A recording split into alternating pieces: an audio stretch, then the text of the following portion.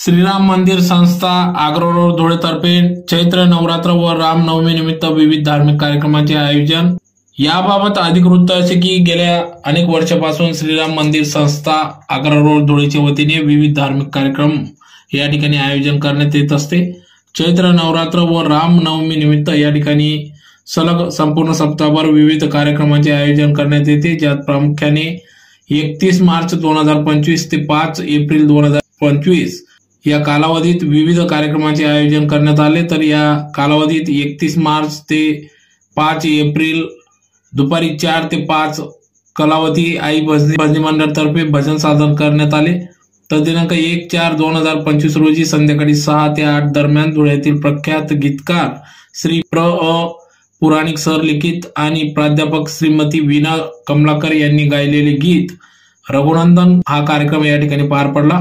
तर दिनांक 2/4/2025 रोजी संध्याकाळी 5 ते 7 दरम्यान सुवर्णकार भजनी मंडळ यांचा भजनाचा कार्यक्रम देखील पार पडणार आहे। तर 3/4/2025 रोजी स्वर संवाद श्री डॉक्टर शेखर रुद्र आणि सहकारी यांची भक्तिगीतांचा कार्यक्रम संध्याकाळी 7 ते 9।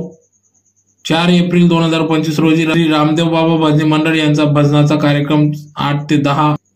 5 एप्रिल 2025 रोजी श्री श्री श्री रविशंकर प्रणित आर्ट ऑफ लिव्हिंगचा कार्यक्रम ममता दीदी गिंदुडिया आणि सहकारी यांच्या समवेत होणार आहे। तर दिनांक 6 एप्रिल 2025 रोजी सकाळी 10 ते 12 दरम्यान श्री संजीव बुवा कुलकर्णी यांचे राम जन्माचे कीर्तन। तर संध्याकाळी 5 ते 8 जय बाबारी भजनी मंडळाच्या वतीने विनोद शर्मा यांचे राम भक्तीपर गीते। दिनांक 7 एप्रिल 2025 रोजी काल्याचे कीर्तन असे विविध धार्मिक कार्यक्रमाचे आयोजन करण्यात आले असून याचा लाभ भाविक भक्तांनी घ्यावा असे आवाहन श्रीराम मंदिर संस्थाचे अध्यक्ष अभय रामकृष्ण नाशिककर यांनी केले आहे।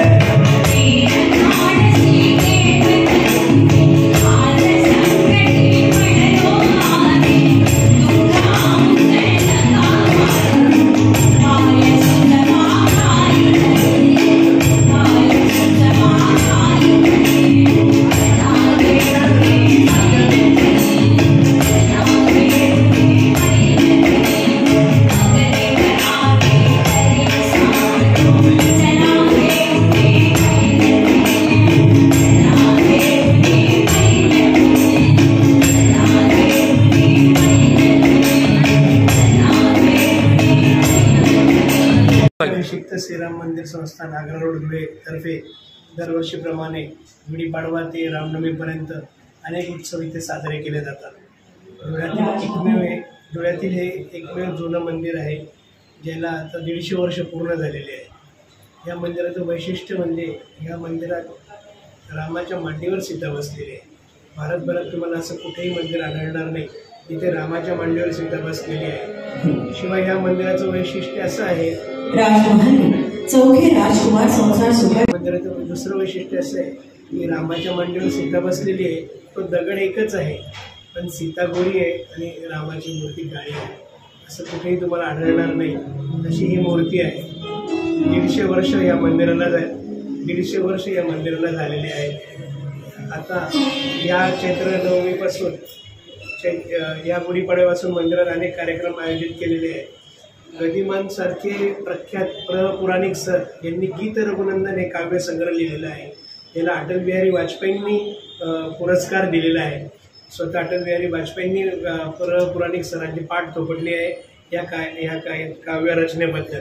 त्या पुराणिक सरांचं काव्य आज इथे गीत रघुनंदनच्या रूपाने आम्ही सादर करत आहोत.